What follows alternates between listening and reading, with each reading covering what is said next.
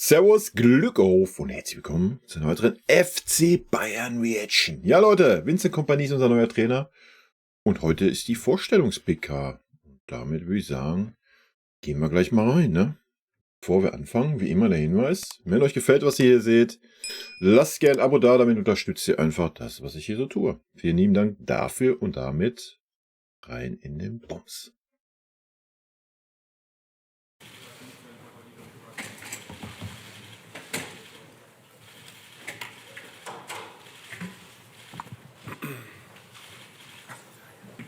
Ja, ein herzliches Willkommen Ihnen allen in der Allianz Servus. Arena. In Bayern ist heute Feiertag. Bei uns auch. Und für den FC Bayern ist auch ein ganz besonderer Tag aufgrund der Vorstellung von Vincent Kompany als neuer Cheftrainer von Bayern München. Herzlich willkommen. Ich sehe gerade so rot auf rot, beißt sich ein bisschen, wa? Aber jetzt ist zu spät, Leute. Jetzt müsst ihr damit durch. Vincent, an der Seite von Vorstandsvorsitzender Jan-Christian Dresen und natürlich Max Eberl, der Sportvorstand. Vincent, du bist jetzt noch nicht einmal 24 Stunden in München, also gestern gekommen. Wie ist dein erster Eindruck? Wie sind deine Eindrücke von München, von Bayern? Also meine erste Eindruck ist ganz gut. Und also ich habe auch ganz nette Leute getroffen. Und ich weiß, was für ein großes Verein das Bayern ist. Und ja, ich bin auf jeden Fall stolz, aber auch ganz motiviert, um jetzt anzufangen. Also für mich. Das muss auch sein, motiviert, ne? Es ist einiges zu tun. Ich kann die Saison auch heute anfangen, das ist kein Problem. Das klingt gut und dein Deutsch ist super.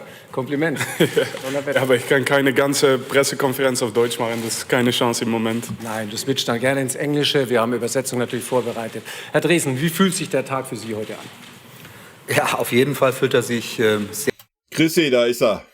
sehr gut an. Wir sind froh, Sehr gut, dass ne? Vincent Kompany Endlich ein hier Trainer. heute mit uns sitzt. Herzlich willkommen, Vincent. Danke. Die ersten Momente, die ersten Eindrücke gestern waren, glaube ich, rundum positiv. Der Max Eberl und Christoph Freund haben die letzten Wochen akribisch und unaufhörlich an der Personalie Trainer gearbeitet, um diesen einen Trainer zu finden, der mit uns neue Ideen entwickelt, der den FC Bayern zu Erfolgen Junge, guck doch mal nach vorne, Alter. führt. Wenn Sie so wollen, ist der Vincent Kompany der eine für alle. Oh ja. So würde ich es nennen. Das war super, gerne, gerne. Max, ja, wie lässt sich die Verpflichtung sportlich einordnen? Ja, erstmal bin ich extrem froh, dass das mit Vincent geklappt hat, weil wir aus unserer Sicht heraus einen der interessantesten Trainer Europas gefunden haben. Klar, als Spieler, glaube ich, kennen wir ihn alle. Seine großartige Karriere, die er gelebt hat. Als Trainer hat er jetzt 4 Jahre auf dem Buckel. Dementsprechend kann man auch davon sprechen, es ist ein junger Trainer noch, aber ein extrem ambitionierter Trainer. Und ja, die Gespräche, die wir hatten, die waren von Anfang an sehr, sehr transparent, sehr, sehr offen, sehr, sehr intensiv über Sport. Wir haben sofort gemerkt, wir haben eine gleiche Wellenlänge. Wir denken gleich über das Spiel, wir denken gleich über die nächsten Schritte. Das ist auch das Wichtigste, ne? Das ist ja, was ich die ganzen Monate gesagt habe. Das Wichtigste ist, dass ein Trainer da ist, der, wie er es gerade sagt, die gleiche Denkweise hat, die gleichen Schritte mitgeht, wie auch immer die aussehen werden, jetzt kadertechnisch. Und das ist das Wichtigste. Ne? Und dann ist der Name und die Erfahrung des Trainers völlig zweitrangig. Ne? Wenn dann der Sportvorstand und der Sportdirektor, im Idealfall natürlich der komplette Verein hinter dem Trainer steht. Man muss ja natürlich Zeit geben, das sollte auch außer Frage stehen. Aber ich bin da guter Dinge, Leute. Die wir über Bayern gehen wollen, gehen müssen, gegenseitig sofort gespürt, man hat Lust auf diese Aufgabe und deswegen hat uns das total gefreut. Als wir dann Einigung erzielt haben, dann gab es noch einen kleinen Weg zu gehen mit seinem alten Arbeitgeber, wo ich verstanden habe, dass sie ihn ungern haben gehen lassen, aber am Ende hat alles geklappt und dementsprechend freuen wir uns auf einen neuen Weg, neue Energie, neue Power und neue Erfolge hoffentlich. Ja, die Energie schon hier zu spüren, oder? Toll. Ja, dann starten wir mit den Fragen. Es sind viele Journalisten, Das ist aber wieder so ein kleiner Seitenhieb an Thomas, ne? viele Medienvertreter unterwegs, auch aus Belgien. Wir versuchen es in Deutsch und Englisch zu halten. Wenn mal eine französische Frage einfließt, dann ist das natürlich auch okay. Beginnen wir gleich hier vorne rechts. Ja, Vincent Schirpke für Merkur und TZ, bitte. Hallo Herr Kompany, Hallo. wie war Ihr Start in München? Und Sie haben ja mitbekommen, dass auch andere Kandidaten Junge. Sie seht nur Trainer Nummer 7, was sagen Sie dazu? vor Ihnen beim FC Bayern gehandelt wurden. Inwiefern spüren Sie jetzt ein großes Vertrauen vom Club und fühlen Sie sich als Plan A oder Plan B, C? Wie ist jetzt Ihr erster Eindruck beim FC Bayern? Nein, ich werde erstmal auf Englisch antworten. Kann das, yes? So now, Also, join the club. ich bin ja gerade erst dem Club beigetreten, aber ich konnte mit Max, Christoph und anderen Menschen, die schon im Verein waren, reden. Und so langsam verstehe ich ihren Verpflichtungsprozess oder Verfahren. Und dass ich hier bin, bedeutet einfach nur, dass sie einen sehr, sehr guten Job machen. Gut weggekontert, das Ding. Das ist alles, was ich dazu sage. Auf Deutsch natürlich stellt, bitte ein bisschen langsam sprechen, das macht Vincent die Arbeit natürlich wesentlich leichter. Taufik Khalil ganz oben für den Bayerischen Rundfunk für die ARD. Ja, hallo Vincent, erstmal herzlich willkommen in München. Junge, du sollst ein bisschen langsamer sprechen. Verstehst du das nicht, oder was? Wichtige Frage, Vincent oder Vincent, wie wollen Sie ausgesprochen werden? Ja, also eigentlich ist mein Name Vincent. Aber ich habe 2 Jahre in Hamburg gespielt und das hat nie geklappt, weil das ist schwer auszusprechen für die Deutsche, glaube ich. Also deswegen Vincent oder Vinny, es ist gut. Und Vincent kannst du dieses Mal nicht sagen, also musst du dieses Mal nicht sagen. Alles klar, wir haben geübt. Jetzt aber meine Frage an Sie, welche Art Fußball wollen Sie spielen lassen? Wofür steht Ihr Fußball? Und eine Frage noch an Vorstand. Wie wollen Sie sicherstellen, dass die Ruhe, die den letzten Trainern beim FC Bayern in den letzten Jahren nicht gegeben wurde, dass die jetzt auch wirklich gegeben wird? Das ist doch super einfach. Erstens äußert sich nur ein Sportdirektor oder ein Sportvorstand dazu. Zweitens werden einfach Fragen in der PK abgeblockt. Wenn da irgendwelche dummen Fragen, insbesondere von der Bild-Zeitung kommen, dann muss man einfach mal sagen, pass mal auf, Feierabend, die Frage beantworten wir nicht. Und Punkt. Ja. Man muss sich doch nicht immer auf jeden Scheiß rechtfertigen, drauf einlassen, auch was irgendwelche Experten labern, was wir Fans labern. Ich meine, was wir Fans labern, interessiert sowieso keinen beim Verein. Aber auch was irgendwelche Experten labern, da haben wir letztes Jahr auch keinen guten Eindruck gemacht. Ja. Das muss hier aus Vereinssicht da rein, da raus, intern muss alles stimmen. Wenn intern alles stimmt, dann poppen ein solche Sachen auch nicht. Ja? Daran hat man letztes Jahr halt schon gesehen, dass es auch intern nicht stimmt, dass sich ein Tuchel da so angegriffen gefühlt hat. Wenn man intern Team ist, eingeschweißtes Team, dann interessiert einen nicht, was irgendwelche Medienberichte oder irgendwelche Experten von sich geben. Ne? Geben ist, denn ein junger Trainer braucht ja auch, glaube ich, Rückhalt. I'll go first. So from my side. Also von meiner Seite ist es sehr einfach. Was man beibringt und trainieren lässt, ist eine Sekunde. The translating is so loud. Die Übersetzung ist sehr laut. No, so what I was saying is, I think as a coach, Was ich sagen wollte, coach who you are as a person. man muss so trainieren, wie man selbst gespielt hat. Und ich bin auf den Straßen in Brüssel groß geworden. Ich habe auf der Straße gespielt. In der Akademie auf Anderlecht musste man alles gewinnen. Man musste das beste Team sein. Und ich möchte, dass die Spieler in Bayern München mutig sind, Mut zum haben mit dem Ball, aber auch meine Natur übertragen, wo ich sage, wir sind aggressiv und ich möchte, dass das Team aggressiv spielt. Und diese 2 Sachen repräsentiert, dass die meinen Charakter auch definiert haben. Einfach mutig zu sein mit dem Ball und absolut aggressiv zu sein, wenn man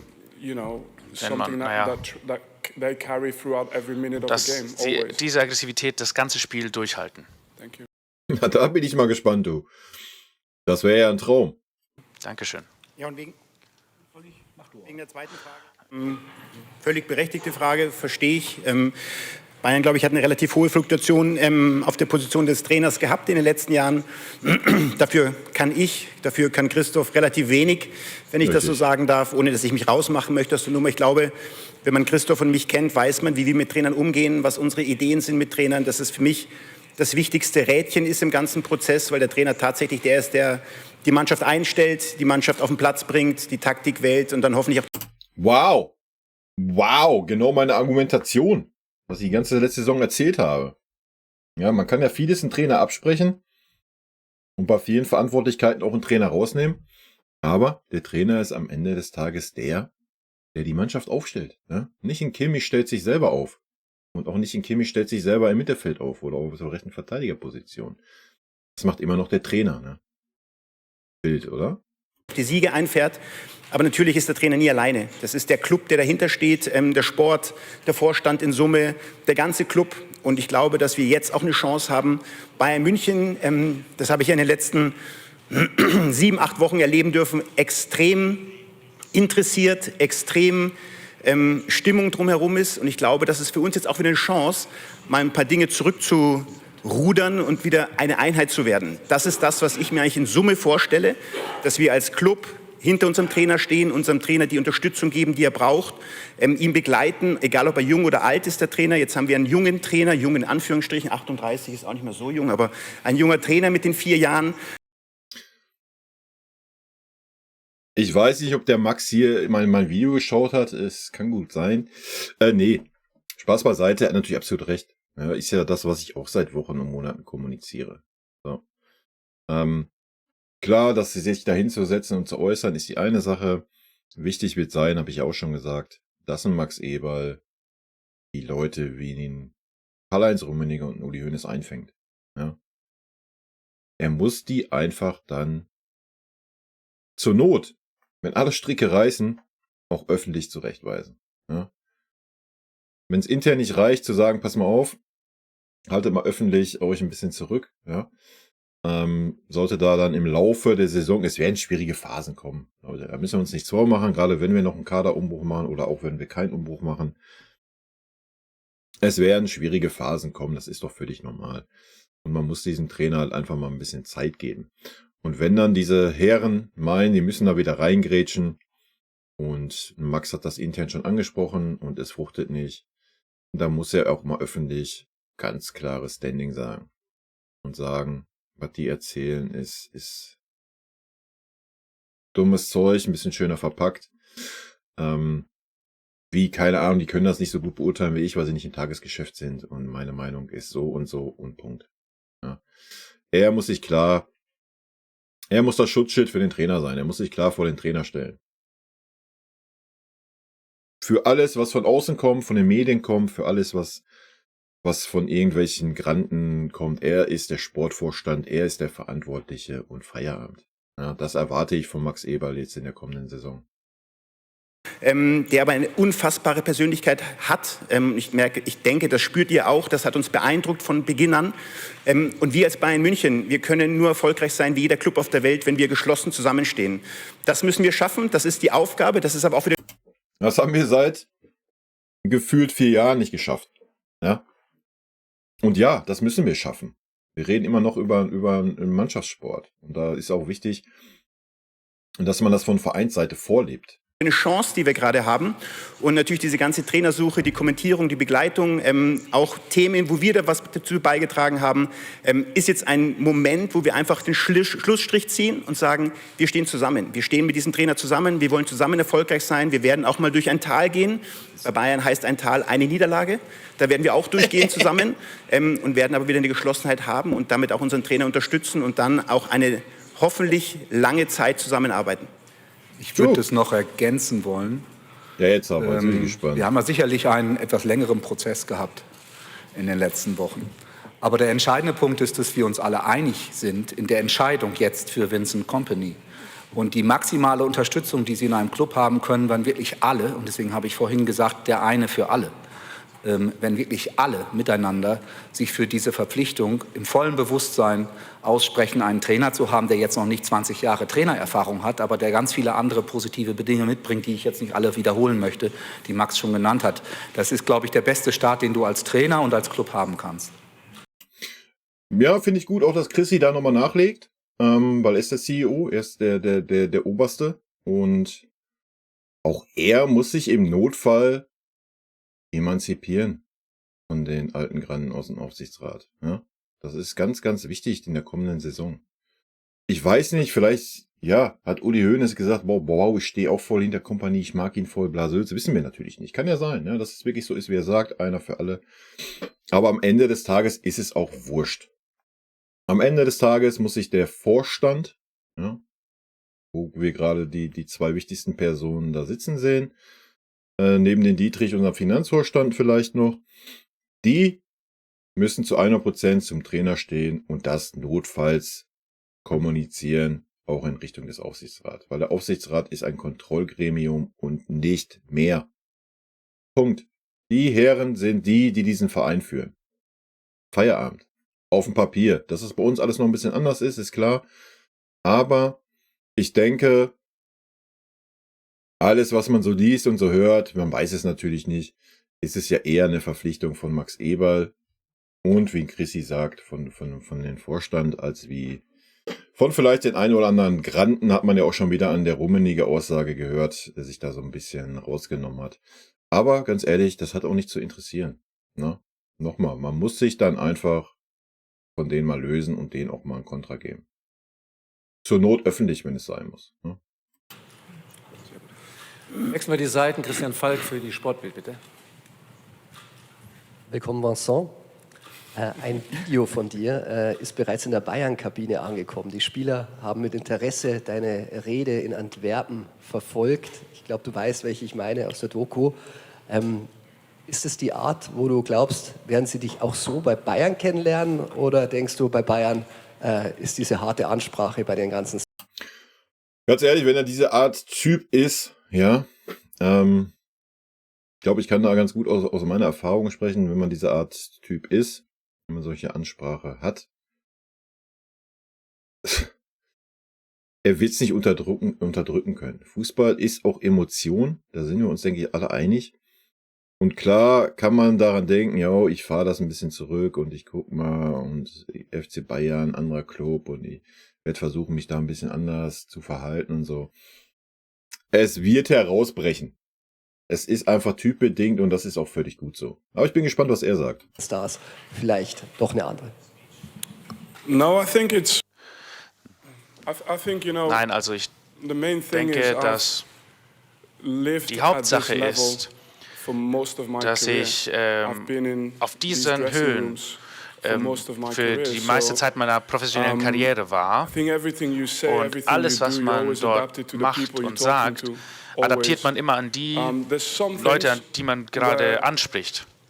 Und man versucht auch, die Kultur zu schützen. Harte Arbeit muss einfach verstanden werden.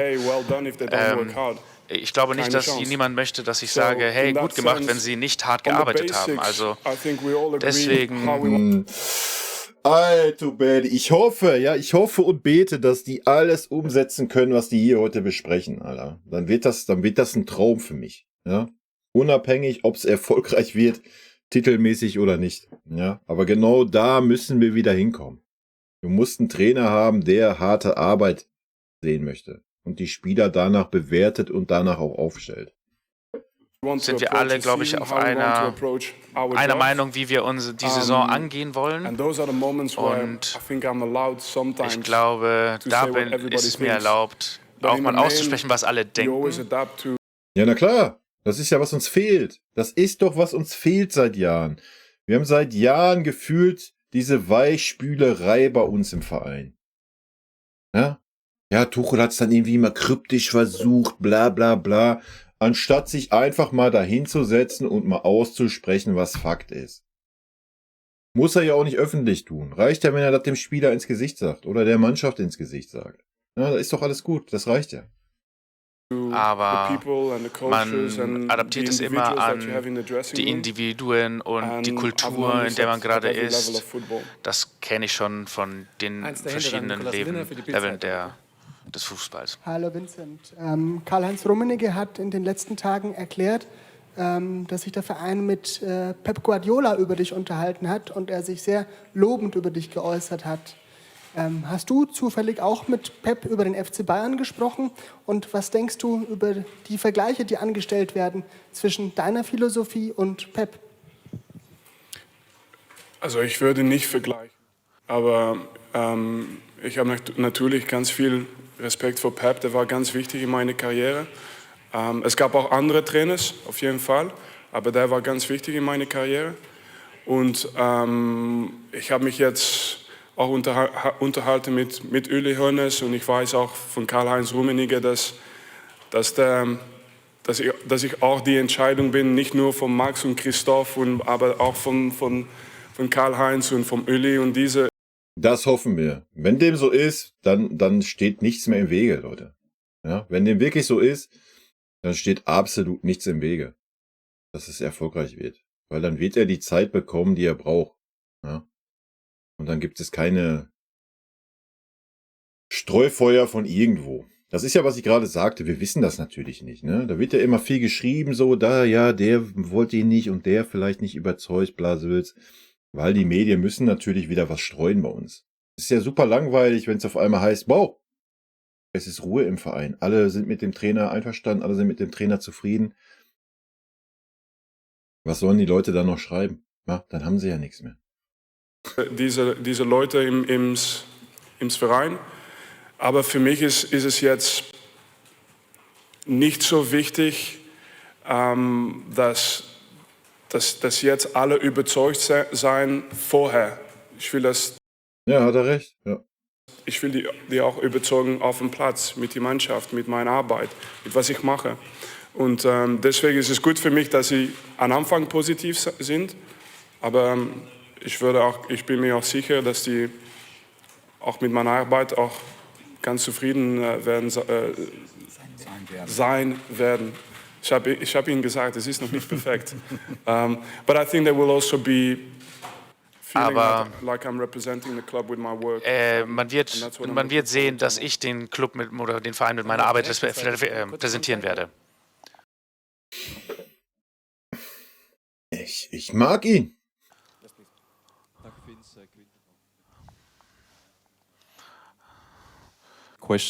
Zwei Fragen aus Belgien. Du bist jetzt an einem Top-Verein. Das ist sehr früh geschehen in deiner Trainerkarriere, oder? Und jetzt haben wir einen belgischen Trainer in einem europäischen Top-Verein. Ist das etwas mehr für dich als ein belgischer Trainer, vielleicht als Pionier für unser Land? Also meine Mentalität ist, ich habe noch nie nicht für einen Top-Verein gearbeitet. Ein Top-Verein ist das, was man selbst mit seiner Mentalität herstellt und verarbeitet. Die Mentalität, die man für seinen Job hat, in guten wie in schlechten Zeiten. Das definiert, das definiert für mich, auf einem hohen Niveau zu arbeiten. Und ich habe das auch schon früher mal gesagt. Es fühlt sich schon an wie meine Heimat. Ich glaube und ich fühle, dass ich dort weitermachen kann mit meiner Idee, wo ich aufgehört habe. Und natürlich, ich bin Belgier und ich weiß, dass wir ein kleines Land sind.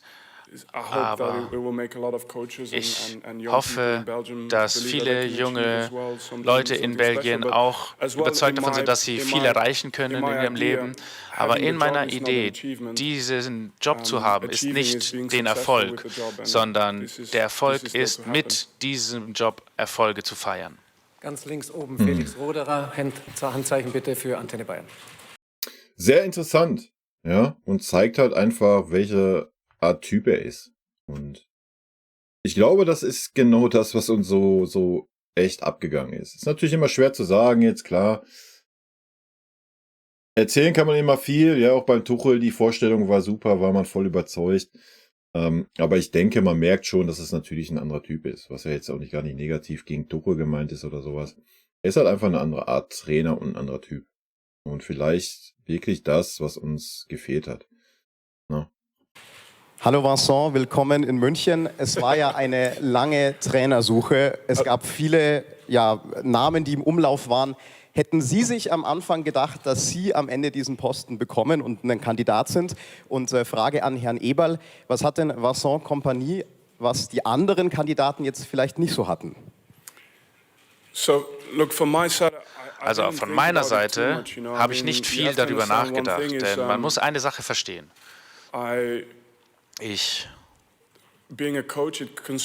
Als Trainer zu arbeiten ist ein 24-Stunden-7-Job. Und während ich meinen Job gemacht habe, hatte ich keine Zeit, um über andere Dinge nachzudenken. Max und Christoph haben angerufen und es kam der Moment, wo wir dann gesprochen haben und uns getroffen haben. Aber ich hatte keinen Plan, irgendwas zu machen. Ich habe nur meinen Job gemacht. Und am Ende, nur damit ihr versteht, wie ich bin, an dem Ende hast du einen Job genannt, aber ich bin eine sehr private Person. Und ich hatte das Glück, von anderen Vereinen auch angesprochen zu werden. Nur ich habe nie danach gesucht. Daran war ich nie interessiert. Ich war froh, neue Leute kennenzulernen, und es war meine Entscheidung. Die Spieler und die Leute innerhalb des Vereins, wenn wir über Fußball reden, verstehen wir die gleichen Sachen, auch die Wertevorstellungen. Und ja, da habe ich gemerkt, okay, ich muss jetzt zu Bayern, aber ich habe nicht so viel darüber nachgedacht. Da gab es nicht so viele Gedankenspiele in meinem Kopf.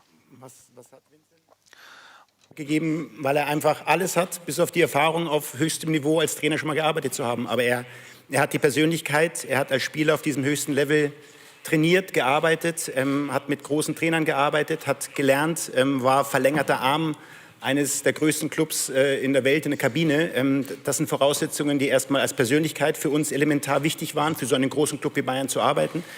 Dann seine Art des Fußballs, wie er Fußball spielen lässt, wie er unbeirrt seinen Weg geht, wie er seine Idee umsetzen möchte. Das passt eben zu Bayern München. Wir wollen dominant sein, wir wollen den Ball haben, wir wollen agieren die ganze Zeit, wir wollen gegen den Ball und mit dem Ball agieren. Das ist das, was Vincent als Trainer ausgezeichnet hat bisher in seinen Stationen. Und das ist exakt, was zu Bayern passt. Wie gesagt, das Einzige war dann eben am Ende die Erfahrung, die er auf dem allerhöchsten Niveau als Trainer noch nicht hatte. Das war für uns aber dann ein verschwindend geringes Argument. Und Sie können... Sehe ich genauso. Das ist auch kein Argument. Ja. Ich habe ja schon mal auch gesagt, auch das Argument bei Spielererfahrung und sowas, das sind so Argumente, die ich einfach nicht fühle. Klar wird es dann irgendwelche Sachen geben, wo man das vielleicht merken wird, dass ihm da so ein bisschen die Erfahrung fehlt. Aber wenn der Rest passt, was Max gerade gesagt hat, ist das kein Faktor. Ja. Ich meine, Xabi Alonso hat auch keine Erfahrung beim Top-Club gehabt. Jetzt kann man drüber streiten, ob Leverkusen Top-Club ist. Ihr wisst schon, was ich meine. Genauso ein Kloppo, wo er nach Dortmund gegangen ist und so weiter. Irgendwann muss ein Trainer halt anfangen auf diesem Niveau. Ja? Ganz einfache Kiste.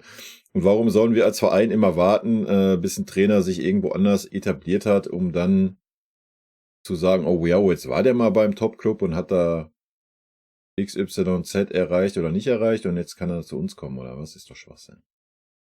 Das passt doch in die Philosophie, die wir haben wollen die kommenden Jahre, dass man halt auch mal den einen oder anderen jungen Spieler einbindet. Und warum soll man das nicht auch mit dem Trainer tun? Ja. Können sicher sein, wenn nach den Gesprächen, die wir mit Vincent geführt haben, ärgern sich Christoph und ich am meisten, dass wir das Gespräch nicht schon vor 6 Wochen geführt hätten, weil dann hättet ihr alle nichts mehr zu schreiben gehabt, weil dann hätten wir uns damals schon für Vincent entschieden. Hat dann ein bisschen gedauert, aber jetzt sind wir extrem glücklich, genau diesen Trainer bei uns zu haben, mit dem wir zusammen erfolgreich sein wollen, mit dem wir was Neues auf den Weg bringen wollen und er selber mit uns gemeinsam diese Schritte zu gehen. Sehr gutes Statement. Ich glaube, glaubwürdiger kann man das nicht formulieren. Ja, wie er es jetzt formuliert hat. Ob das am Ende des Tages dann so ist, dass man jetzt wirklich gesagt hätte, ja, ich würde den Kompanie jetzt den anderen vorziehen, mit dem wir auch gesprochen hatten, ist eine andere Geschichte. Ist mir persönlich aber auch völlig wurscht. Ne? Ich habe es jetzt schon mehrfach gesagt, was die wichtigen Faktoren sind und die sind ja anscheinend gegeben. In der Mitte, Florian Plettenberg für Sky, bitte. Ja, 3 kurze Fragen an jeden Beteiligten. Vincent, Servus in München.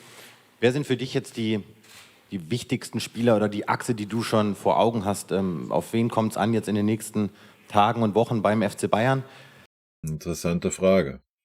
Max, kannst du trotzdem noch mal beschreiben, wie bist du auf den Trainer Kompanie gekommen? Hattest du den schon seit Jahren auf der Liste? Hast du dir Spiele angeschaut? Seit Jahren, da er erst seit 4 Jahren Trainer ist. Seit Jahren auf der Liste. Lief dieses Kompanie-Scouting ab? Und Herr Dresen, weil Herr Hoeneß nicht hier sein kann, können Sie noch mal beschreiben,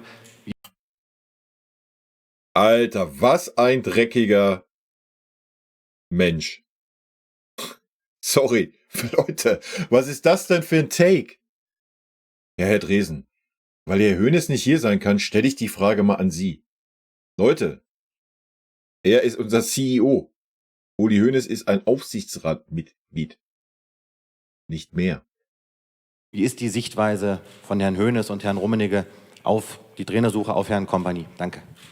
Na, okay, er hat die Kurve noch gekriegt, Alter. Bild. Aber da merkt ihr schon, was wieder versucht wird. Das ist ja, was ich gerade angesprochen habe. Seht wieder versucht. Ja, wie ist denn die Meinung von Herrn Rummenigge und Herrn Hoeneß dazu? Ist das denn erlaubt worden? Ich meine, der Christi hat es ja schon bei der Vorstellung gesagt, der Trainer einer für alle. Ja? Er hat ja schon gesagt, dass Uli Hoeneß und Karl-Heinz der Vincent hat's gesagt, ja. Dass Kalle und Uli auch hinter ihm stehen. Ja, Bild. Aber gut, mit den Fragen musst du halt rechnen, wenn du dich so verhalten hast, wie du dich die letzten Wochen und Monate halt verhalten hast als Verein, ne? Ist halt, man erntet, was man sieht, ne? Ja, look, from my side.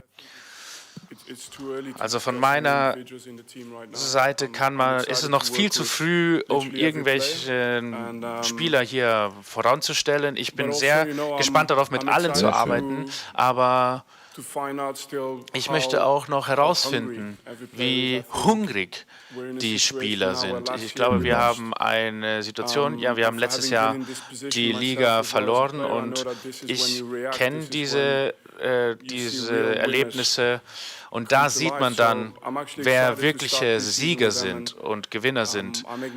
Und ich werde keine Unterschiede machen. Ich möchte nur sehen, welcher Spieler am hungrigsten ist, um diesen Verein zu repräsentieren und erfolgreich zu sein. Straighte Aussage, an die wir ihn natürlich messen werden, ja. Aber mir gefällt sehr gut, dass jetzt nicht gesagt wurde, ja, natürlich, ich setze auf den und den und den Spieler.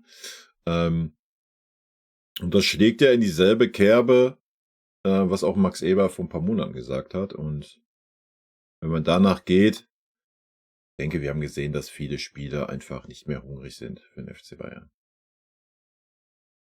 Wird also ein paar Veränderungen geben, denke ich. Prozess mit Vinny. Vinny war von Anfang an bei uns auf der Liste drauf, auf der ominösen Liste, die wir hatten. Vinny kennen wir, ich persönlich, Christoph witzigerweise auch. Wir waren beide bei Vereinen, wo wir immer wieder die Gefahr hatten, dass Trainer uns geklaut werden könnten. Also mussten wir immer auch sehr, sehr aufmerksam sein und sehr, sehr vorausschauend sein, was Trainer betrifft. Und dementsprechend machst du nicht nur ein Spieler-Scouting, sondern du schaust dir einfach Trainer an, wie sie auf dem Markt agieren, gerade Trainer, die ihre ersten Schritte gehen, gerade große Persönlichkeiten, die dann eben in den Trainerjob kommen, wie machen sie das, wie setzen sie das um. Seine 2 Jahre in Anderlecht waren außergewöhnlich. Er hat mit dem Extrem, damals war es das jüngste Team Europas, für Furore gesorgt, hat unglaublich attraktiven, intensiven Fußball spielen lassen und das lässt einen erstmal aufhorchen. Wenn du diese Persönlichkeit, diese Erfahrung und dann so einen Trainer hast, der dann so agieren lässt. Er hat sich dann für einen Wechsel in die Championship entschieden. Keine einfache Situation, zu einem Club zu kommen, wo ich dachte, 3, 4 Spieler unter Vertrag standen, wo man quasi als Manager und Sportdirektor nicht nur versuchen muss, auf dem Platz erfolgreich zu sein, sondern eine Mannschaft zu bauen, um eigentlich ein Projekt anzustoßen. Wir haben darüber gesprochen, dass Burnley eigentlich in 2, 3 Jahren die Idee hatte, irgendwann die Champions League, auch erst die Premier League zu erreichen, um dann in die Champions League zu kommen. Hat das im ersten Jahr herausragend gemacht, mit den 101 Punkten Rekords in der Championship. Und da hast du gesehen, wie er Fußball spielen möchte. Dann kommst du in eine Liga, die extrem kompliziert ist und auch da hat er seine Art des Fußballs weiter umgesetzt. Natürlich auch mit Learnings, hat 2, 3 Dinge angepasst und so haben wir, Christoph und ich, uns dann sehr, sehr intensiv das Bild gemacht und deswegen war für uns klar, er muss auf die Liste. Ob das für Bayern München am Anfang unserer Suche schon der entscheidende Punkt war noch die Frage, die Erfahrung. Natürlich kämpfte er noch um den Klassenerhalt mit Burnley, aber am langen Ende sage ich das heute wirklich, das habe ich gerade in der vorigen Frage schon gesagt, wir hätten das Gespräch direkt machen müssen, dann wäre die ganze Suche beendet gewesen, weil es war einfach genau der Fit, den wir gebraucht haben. Und dieses Thema Erfahrung, das sammeln wir jetzt einfach gemeinsam. Ich habe auch noch nicht auf dem Niveau Champions League-Sieger gearbeitet. Vincent als Spieler war er in der Richtung gewesen. Und jetzt gehen wir diesen Weg gemeinsam mit den Menschen um uns herum, mit der Erfahrung, die wir um uns herum haben. Ob es Jan ist, der das kennt, Michael Diederich, Herbert Heine, aber auch Uli und Kalle, die du angesprochen hast. Das sind für uns die Ratgeber. Wenn wir Rat brauchen, dann können wir diese Menschen um Rat fragen. Das ist aber auch das Wichtige. Nur wenn Sie Rat brauchen, können Sie diese um Rat fragen. Das habe ich ja auch schon oft gesagt. Das ist doch auch das muss doch der große Trumpf sein, den wir in unserem Verein haben. Ja? Wir haben diese beiden da hocken, die super viel Erfahrung haben, als Spieler, als Manager, als CEO, als alles, was das Fußballgeschäft betrifft. Und der Idealfall ist doch, du lässt die Jungs jetzt arbeiten, die da sind, ja, mit dem Eber, mit dem Freund, mit dem Kompanie. Und wenn die wirklich, keine Ahnung, es ist eine schwierige Situation und man weiß nicht mehr weiter, ja, dann kann man halt auch die Größe einfach haben, die in Tuchel gefehlt hat und sagen, pass mal auf, Uli, Kalle, wie seht ihr das? Was meint ihr? Punkt, ja. Kann man doch das Gespräch suchen. Das ist doch eigentlich die perfekten Voraussetzungen, ja. Solange sich der Uli und der Kalle ansonsten auch öffentlich da raushalten. Ja? Und auch intern da raushalten. Aber dafür, habe ich ja gerade schon gesagt, ist dann auch ein Max Eberl verantwortlich, die dann in die Schranken zu weisen. Ne? Haben wir eben auch in der Thematik mit Vincent gemacht. Erfahrung, ja, Erfahrung. Jeder muss mal irgendwo anfangen, Erfahrung zu machen. Und ob man jetzt Erster, Zweiter oder Dritter ist, ob es eine Rangfolge ist, es wurde ja sehr, sehr viel über uns geschrieben, nicht wissend, was wir tatsächlich gedacht haben. Und das ist auch völlig legitim. Aber Teil der Wahrheit ist auch, es wurde halt auch sehr viel dann rein interpretiert, sehr viel drüber geschrieben, was wirklich nicht gestimmt hat. Und ich kann nur an der Stelle sagen, wenn wir über Trainernamen diskutiert haben, Vincent zum Beispiel, dann herrschte bei uns immer eine Einigkeit. Es gab nie einen, der irgendgegen war. Der eine war vielleicht bei der einen ein bisschen kritischer, bei der anderen ein bisschen positiver, aber es gab nie einen dagegen. Uli Hoeneß, Kalle Rummenigge waren nie dagegen. Wir waren immer ein Miteinander. Dieser Prozess tatsächlich nach außen wirkt der vielleicht etwas, ja und da und links und Strömungen. Intern kann ich nur sagen, dass dieser Prozess sauber war, der war klar, das waren gute Gespräche, das war ein guter Austausch. Natürlich mit dem einen oder anderen blauen Auge, das wir uns geholt haben. Aber das, was ich gesagt habe, das Beste kommt zum Schluss. Ich empfinde aus meiner Wahrnehmung, dass wir den richtigen Trainer für Bayern München für die nächsten Jahre gefunden haben. Und das ist das Wichtigste. Punkt. Das ist einfach das Wichtigste. Ja? Dass der Sportvorstand sagt, ich bin total überzeugt. Das ist einfach das Wichtigste.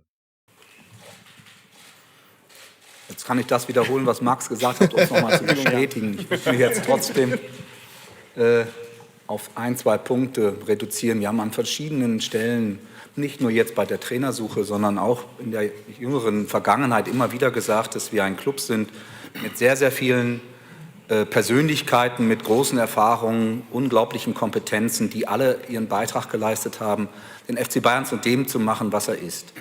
Und wenn sind wir schlecht beraten, egal ob das Max, Michael, Christoph, ich, wir sind schlecht beraten, wenn wir nicht diese Kompetenzen auch mit einbinden. Und wenn wir um Rat fragen oder wenn wir uns austauschen, dann gehört ja zu jeder guten Diskussion gehört ja nicht, dass alle gleich Hurra schreien, sondern dass man sich wirklich auseinandersetzt mit Inhalten, mit Themen.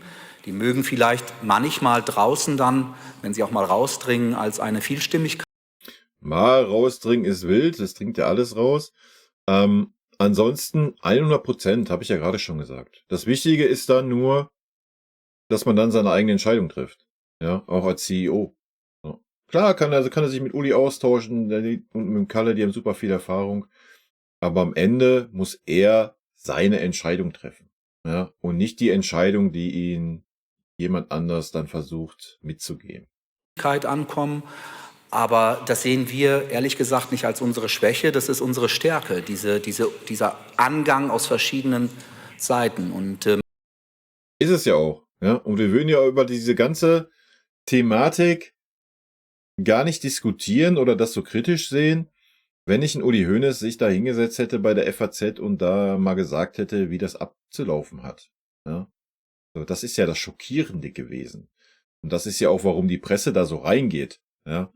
und das jetzt halt nochmal so explizit hinterfragt. Was ich dann Uli Hoeneß hingesetzt und hat gesagt, ja, die suchen Trainer aus, dann fragen die den Aufsichtsrat und wenn dann da einer dagegen ist, dann wird der abgeschmettert.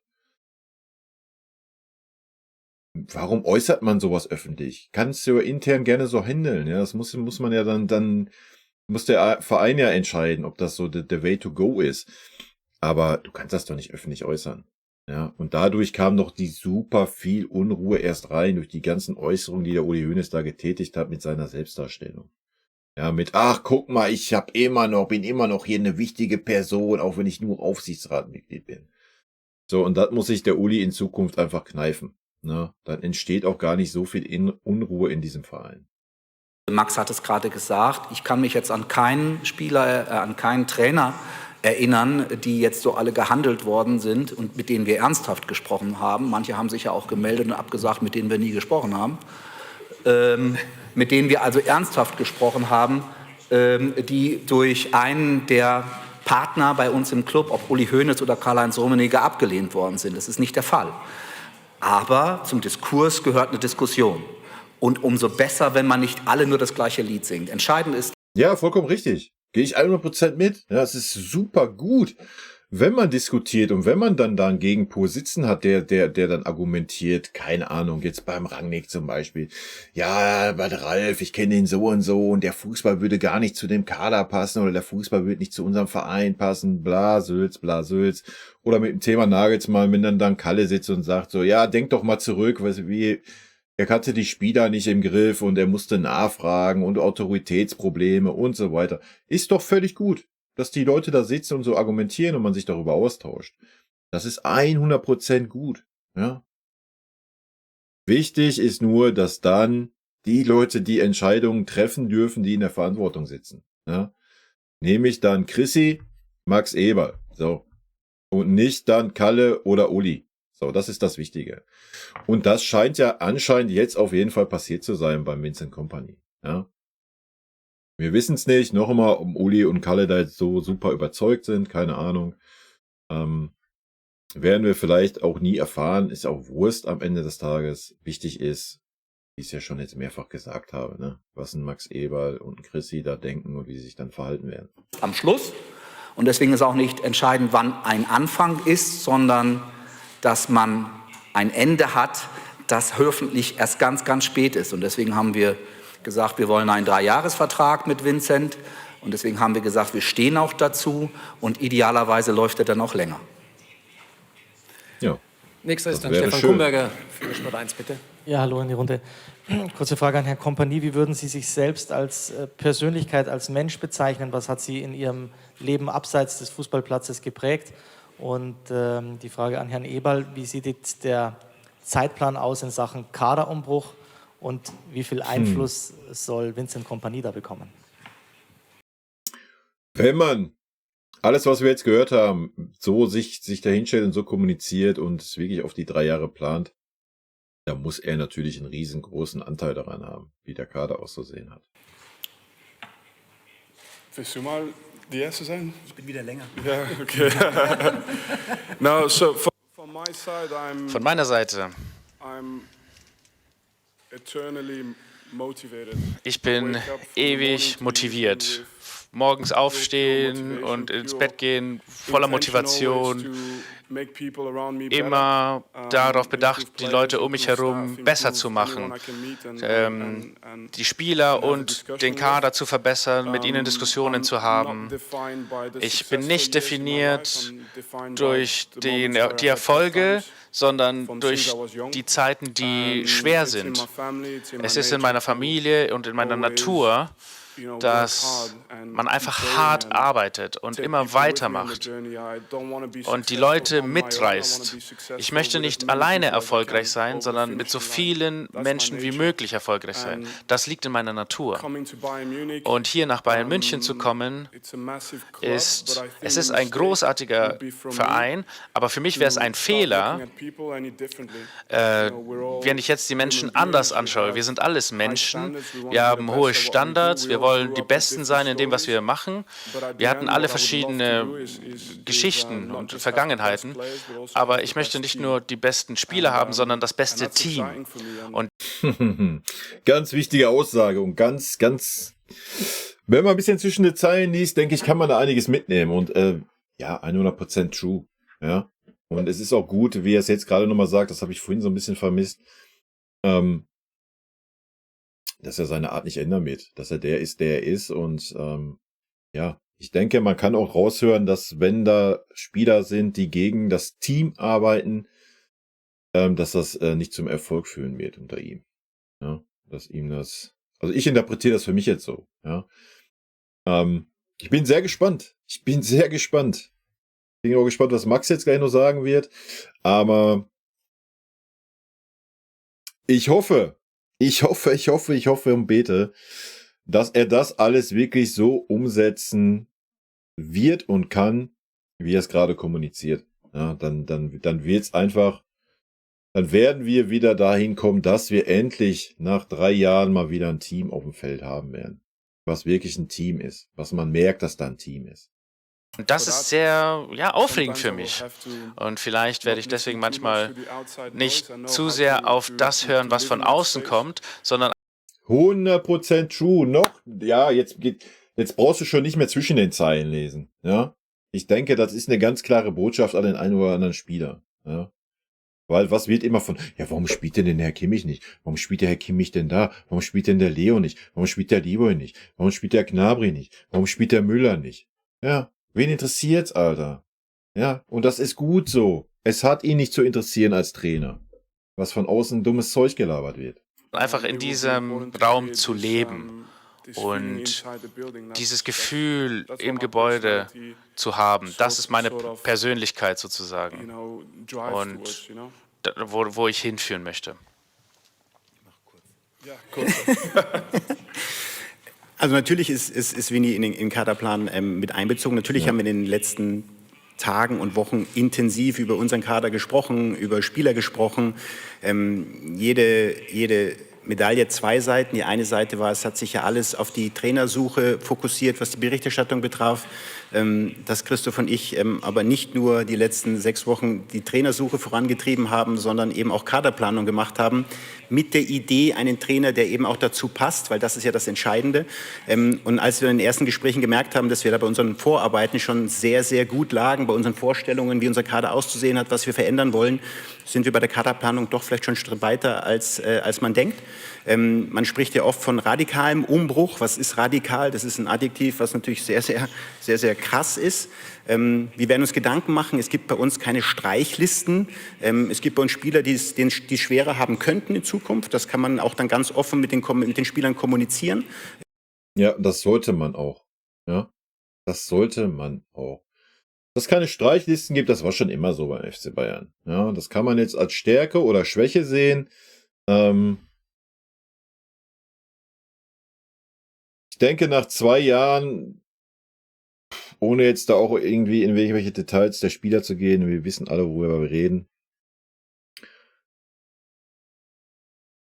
könnte man auch anfangen zu sagen, man hat Streichlisten. Ja? Aber ja, wenn der Spieler natürlich, nehmen wir jetzt zum Beispiel, komm, wir können ja einfach einen Namen droppen. Nehmen wir jetzt einen Kimmich, nehmen Goretzka, ist ja Wurst. So. Ich denke, wir sind uns alle einig, dass diese Spieler seit dem Sextubel hardcore abgebaut haben. Ja, da brauchen wir gar nicht drüber reden. Leon Goretzka ist noch nicht mehr in der Nationalmannschaft mehr dabei und ein Joshua Kimmich nur als Rechtsverteidiger, sonst wäre ein Kimmich wahrscheinlich auch nicht dabei. In der Mitte darf er nicht spielen, da ist er nicht gut genug für. So, daran sieht man doch schon, wie diese Entwicklung dieser Spieler ist. Und ja, alles, was wir jetzt gehört haben, wird ein Kompanie keine Scheu davor haben, wenn diese Leute sich nicht wieder um X% steigern, dass sie wieder dahin kommen, wo sie vor 2 Jahren waren, sie sehr wahrscheinlich nicht spielen werden bei uns. Ja, und auch da, wenn Max Eberl jetzt sagt, wir werden das den Spielern kommunizieren, dass sie es sehr schwer haben werden, wenn sie nicht wieder Vollgas geben, dann ist das gut. Ja, so, und dann muss das jeder Spieler für sich wissen. Dann kann er ja gerne sagen, jo, ich versuch's nochmal, ich reiße mir den Arsch auf bis zur Winterpause und wenn es nicht klappt, verlasse ich den Verein. Auf der anderen Seite, wenn es natürlich jetzt darum geht, wenn wir jetzt mal Joshua Kimmich und Leroy Sané nehmen, die nur noch 1 Jahr Vertrag haben, ist es natürlich fahrlässig, jetzt zu sagen, ja, komm, wir gucken mal und du knallst sie dann auf die Bank und die wechseln dann ablösefrei. Also von daher, da muss man dann schon ein bisschen weiterdenken und ja, entweder den Vertrag verlängern oder halt einen Wechsel anstreben. Ne? Das ist auch nur fair und korrekt, wie man damit umgeht. Das ist im Leben halt so. Wir reden über Leistungssport auf allerhöchstem Niveau. Halleluja! Halleluja! Noch ein Argument, was ich seit Monaten bringe. So, es geht da hier auch nicht um die Menschen. Wir reden doch jetzt nicht, oh ja, der arme Kimmich und du kannst einen Kimmich nicht leiden, Blasülz, nur weil man ihn kritisiert. Nein! Vollkommen richtig, Leute. Wir reden über Leistungssport und dann noch beim FC Bayern auf dem höchsten Niveau. So, und da muss es möglich sein zu sagen, pass mal auf, deine Leistung seit 2 Jahren ist Katastrophe, das reicht nicht mehr für diesen Club. Punkt. Niveau.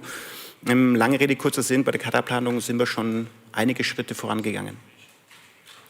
GB, hast du zugehört oder was? Du weißt, bam, bam, bam, kommt das jetzt. Nein, wird natürlich keine Namen droppen, so wie auch, ja. Ich bin sehr gespannt, welcher Spieler sich dann dazu entschließt, den Verein zu verlassen oder nicht zu verlassen. Wir werden es sehen.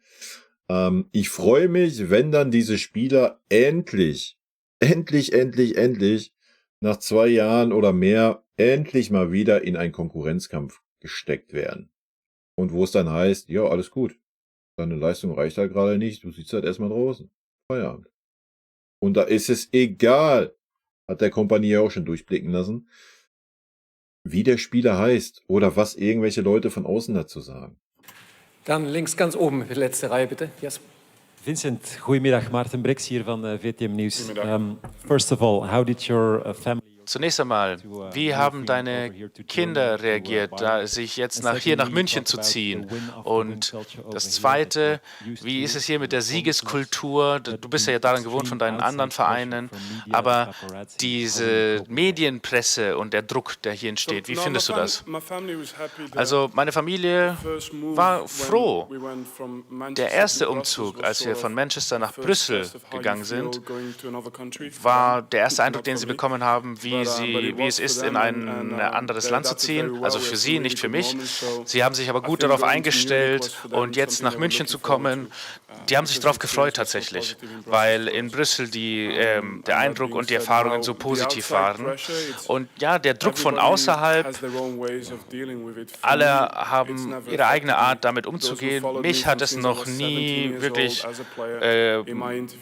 beeindruckt. Alle, die mich schon kennen, wissen das bereits. Ich respektiere, dass ich auf irgendeine Art und Weise kommunizieren muss, weil es meinen Job einfacher macht. Und ich respektiere, dass Leute eine Meinung haben werden. Manchmal sind es 10.000 Personen, manchmal sind es 10 Millionen Personen. Aber so wie ich das sehe, so wie ich meinen Job sehe, die Dinge, die ich kontrollieren kann, sind die Spieler. Die Dinge, die ich kontrollieren kann, sind meine Arbeit, jeden Tag zusammen mit Max und Christoph zu arbeiten. Und wenn wir dort die Besten sind, dann wird die Welt von außerhalb einfach uns folgen. Egal wie, aber sie wird uns folgen. Also ja, 100%. 100%. Hat er vollkommen recht mit. Die Frage des Drucks wirst du mich vielleicht noch 10.000 Mal fragen, bis die Saison beginnt, wenn wir so viele Pressekonferenzen haben, aber die Antwort wird die gleiche bleiben. Also ich habe eine andere Art, damit umzugehen. Es ist nicht Teil meines Lebens. Auf der rechten Seite, Alexis Minister. Ja, sehr gut. Ja, das ist auch wichtig bei uns in München. Ich denke, wir haben bei Tuchel auch gemerkt, dass der Druck vielleicht auch ein bisschen... Natürlich bedingt dadurch, dass der Verein nicht so zu ihm stand, ihn auch ein bisschen gebrochen hat. Nisch, bitte. Bonjour Vincent et bienvenue à Munich, ici. Bonjour. Bonjour. Morgen, in einem Jahr, findet hier in diesem Stadion das Champions League-Finale statt. Aber wieso sprichst du so gut Französisch? Dein Akzent ist perfekt. Okay. Das ist immer bei uns. Ja, gut. Super. Wenn du Deutschunterricht brauchst, gerne. Also in einem Jahr, morgen, 31. Mai 2025, Finale hier.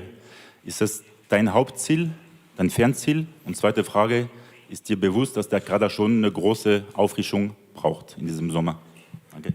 Nein, also was der Kader braucht, das werden wir intern besprechen. Das ist ganz einfach. Aber das Ziel ist für mich auch ganz einfach. Ich versuche immer, jeden Spiel zu gewinnen. Und es ist eigentlich egal, wo du bist. Und das muss für mich immer vorne stehen, dass wir jedes Spiel gewinnen wollen. Dass die Finale jetzt in München ist, ich weiß, dass es auch vielleicht diese Champions League ein bisschen wichtiger macht als die andere, bin ich ganz ehrlich in.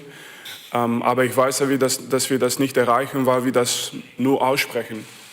Wir müssen etwas machen im Training davor, in jedem Spiel. Der Inhalt von was wir machen muss auch von höchstem Niveau sein. Und dann haben wir vielleicht eine Chance. Und wir werden immer die höchsten Ziele haben, aber das jetzt aussprechen, dass wir das machen müssen, ändert eigentlich gar nichts. Das ist, was wir machen auf dem Platz. Ja, 100%. Ne? Da brauchen wir auch nicht drüber reden.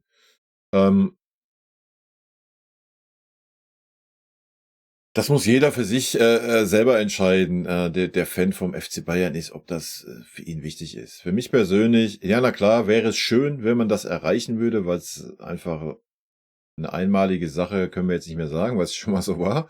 Ja, auch wenn wir es dann verloren haben, wäre natürlich eine einmalige Sache, so ein Finale zu haben, dabei zu sein und das zu gewinnen, logisch. Aber ist das gerade unser wichtigstes Ziel, was wir haben? Ich denke, nein, sportlich gesehen. Ja.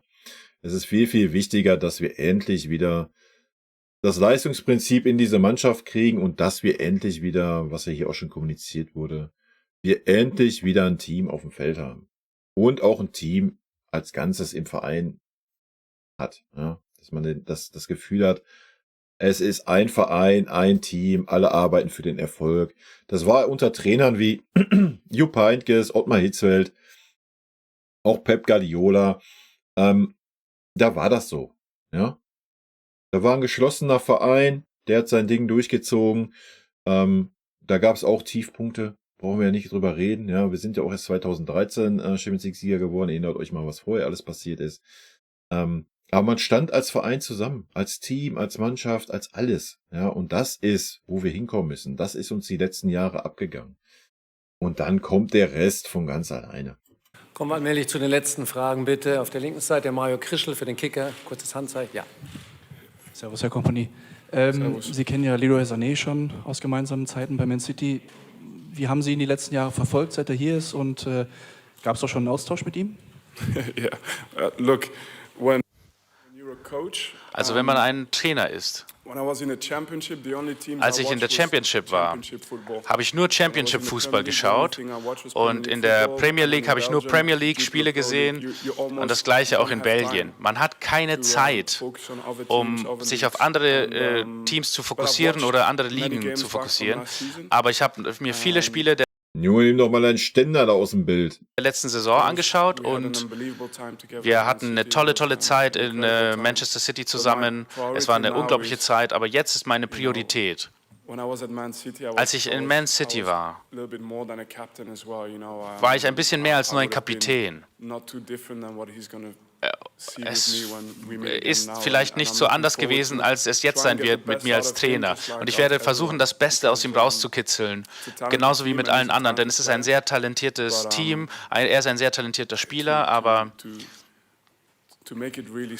um es sehr einfach zu gestalten, ich habe das Gefühl, dass mein Job ist, aus Leroy Sané das Beste rauszubekommen, aus jedem Spieler das Beste rauszubekommen, die wir hier in Bayern München haben, und ich werde da keine Unterschiede machen. Eine Reihe dahinter, bitte, ja. Ja, ich bin sehr gespannt. Wenn wir das jetzt negativ interpretieren wollen, dann wird es ja eher ein Umbruch leid. Aber ja, vielleicht kriegt er es hin, dass ein Leroy immer eine Saison lang gut spielt. Ich meine, letzte Saison war die Hinrunde außergewöhnlich und die Rückrunde genauso außergewöhnlich. Nur die Hinrunde außergewöhnlich positiv, die Rückrunde außergewöhnlich negativ. Ja, vielleicht kriegt er es hin. Ne? Dass ein Leroy alles hat er in der Hinrunde gezeigt. Ne? Ludwig Haas von 95.5 Charivari. Herr Kompany, erstmal herzlich willkommen in München. Sie hatten ja jetzt bei Ihren anderen beiden Vereinen eine klare Spielidee, die erkennbar war, haben ja gestern im ersten Video des FC Bayern schon drüber gesprochen, kommen jetzt zu einem Club, der deutlich größer ist, Stars hat, vielleicht auch mehr Möglichkeiten auf dem Platz. Was glauben Sie, wie sich Ihre Spielidee jetzt auf den Kader des FC Bayern übersetzt und wie flexibel müssen Sie da jetzt sein oder vielleicht was ändern und an den FC Bayern anpassen? No, I mean, Nein, also I think the question is more. die Frage ist mehr,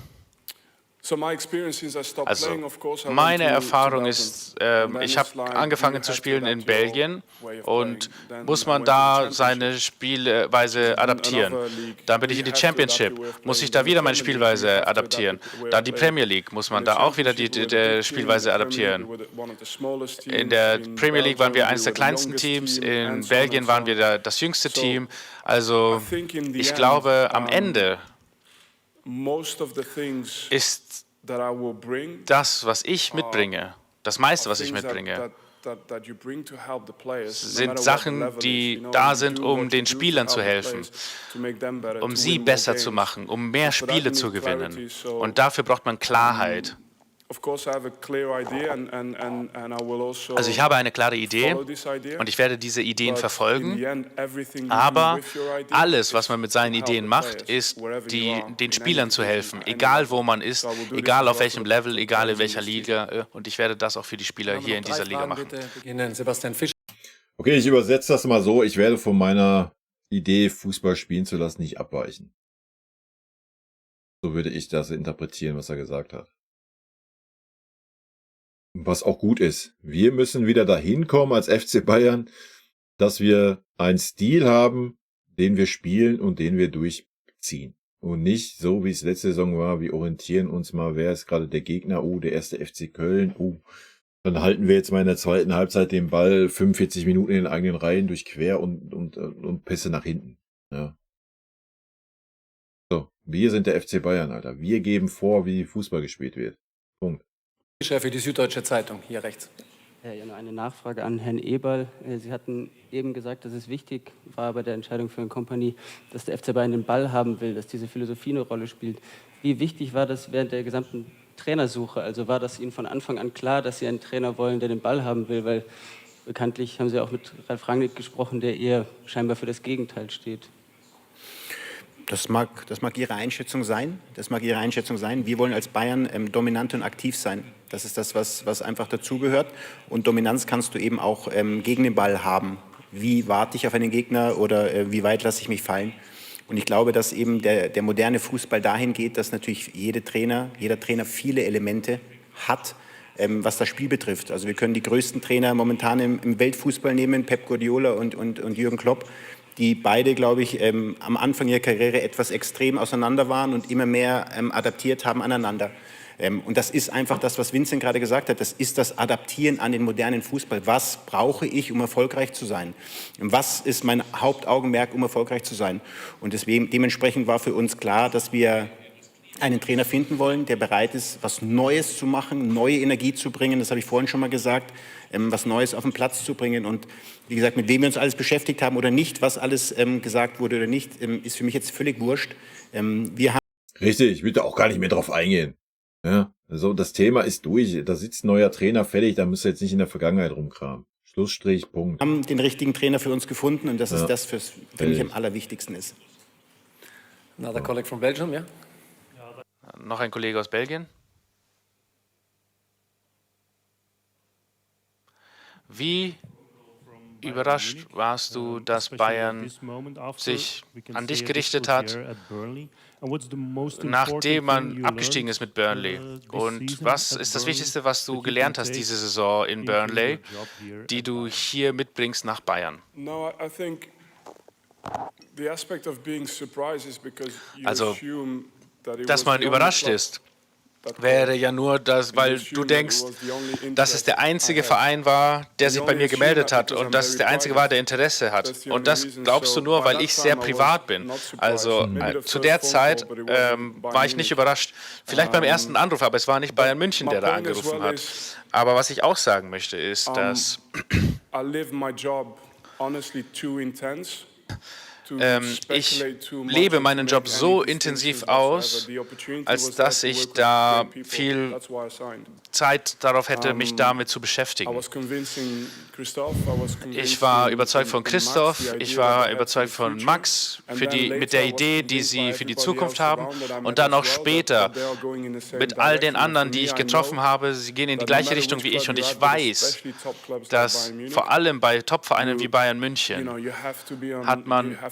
muss man intern auf einer Seite stehen. Egal, was die Außenwelt denkt, das ist unwichtig. Was intern passiert, da muss man auf einer Seite stehen. Und das habe ich hier gefühlt. Und deswegen war die Gelegenheit einfach so interessant für mich. Und auf der anderen Seite ist, was man lernt, dass man viel über sich selbst lernt. Also das erste Jahr, und das ist das Einzige, was ich sagen möchte, das erste Jahr hat man 46 Spiele gehabt, und wir haben so wenige Spiele verloren. Wir haben 101 Punkte gemacht. Das war das Höchste, was dieser Verein je geschaffen hat. Und im nächsten Jahr hast du eine harte Saison in der Premier League, weil natürlich wussten wir am Anfang der Saison, wir hatten eins der 3 kleinsten Budgets in der Liga. Aber die Champions League zu schaffen, das war unser Ziel. Aber was man dabei lernt, ist, dass egal ob an den höchsten Höhen oder den tiefsten Tiefen, dass man konsistent ist. Und es war nicht anders, als wir in der anderen Liga waren. Ich habe die Trainings nicht anders gestaltet, die Ansprachen waren nicht anders, wir haben nicht weniger gearbeitet, und wenn wir verloren haben, habe ich den Montag nicht anders angefangen als die anderen. Ich bin ruhig geblieben, ich habe meine Spieler unterstützt, ich habe den gesamten Kader unterstützt,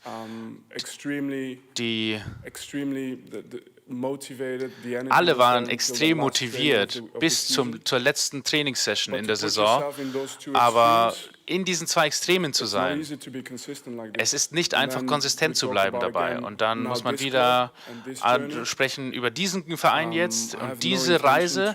Ich habe nicht vor, eine andere Person zu werden. Und ich glaube auch nicht, dass sie wollen, dass ich eine andere Person werde. Ja. Und ja, ich freue mich drauf, das auch diesem Verein zu bringen.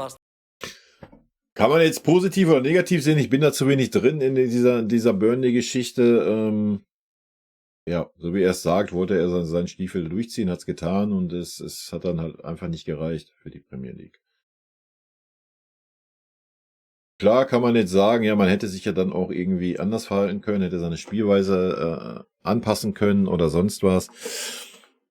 Keine Ahnung, Leute, ganz ehrlich, mir persönlich ist das auch Wurst, was da in Burnley gelaufen ist, auch wenn er abgestiegen ist. Gibt genug andere Beispiele wie Alonso, der auch abgestiegen ist und dann nach Leverkusen gegangen ist. Davon muss man sich einfach frei machen. Ich finde es gut, dass wir einen Typen haben, einen Trainer haben, der eine klare Idee hat und die auch durchsetzt. Und die auch durchsetzen will als dominanten Fußball und nicht darauf guckt, was macht jetzt der erste FC Köln gegen uns? Ne? Als Beispiel.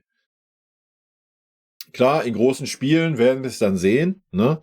Da wird man sich ein bisschen anpassen müssen. Das steht ja auch außer Frage. Aber ansonsten bin ich auf jeden Fall positiv gestimmt. Und letzte Frage. Ich frage mich, wie viele Tage im Jahr du nicht arbeitest und wann du dir frei nimmst. Ich verspreche dir, die nächsten 4 Tage werde ich nicht arbeiten. Aber ich habe vor 2 Wochen gesagt, dass in den nächsten 2 Wochen ich nicht arbeiten würde, denn wir ja den Deal mit Bayern gerade am Verhandeln waren. Und das sind jetzt schon 10 Tage her. Aber ich verspreche, die nächsten 4 Tage werde ich mich ausruhen und danach, wie ich schon gesagt habe, meinen Job auszuüben. Ich liebe es. Es ist Arbeit, klar, aber es ist irgendwie auch keine Arbeit. Es ist für mich, ich habe keinen wirklichen Lifestyle außerhalb der Arbeit. Mein Lifestyle ist die Arbeit, die ich liebe, und ich bin all in. Also er kann nicht schnell genug beginnen. Danke für viele Eindrücke, ein kleines Bild. Und jetzt wie immer ein schönes Abschlussfoto für euch alle zusammen. Wie immer. Kurz aufstehen bitte. Mit den kleinen, 3 Kleinen und den einen Riesen. Nämlich der kleine Bruder von Check Attack. Ja, die Kamera ist auch super. Super, dass hier die ganzen Birnen im Vordergrund dann sind. Sag ich ja.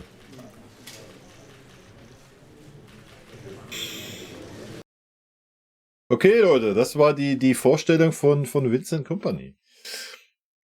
Alles, was ich gehört habe, hat Hand und Fuß. Auch was wir von Max Eberl gehört haben, was wir von Chrissy gehört haben. Wenn sie das alles umgesetzt bekommen, was wir da gehört haben, dann denke ich, werden wir in Zukunft wieder ein Team auf dem Feld sehen und der Rest wird dann von alleine kommen. Ja, es wird Rückschläge geben, gar keine Frage. Da wird es halt wichtig sein, wie ich es jetzt auch schon mehrfach gesagt habe, dass wir als Verein, vor allen Dingen gerade die Vorstände, hinter den Trainer stehen.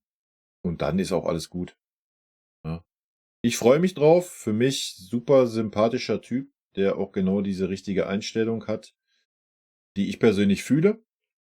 Das mag der eine oder andere anders sehen. Das ist auch vollkommen fein für mich. Ich hoffe, dass man jetzt noch die Lehren rauszieht und vielleicht den einen oder anderen Spieler noch austauscht im Kader. Und dann bin ich sehr gespannt, wie wir in die Saison starten werden. Und mit welcher Art Fußball und ob die Mannschaft es hinbekommt, das so umzusetzen, was er von der Mannschaft erwartet. Ich freue mich auf jeden Fall drauf.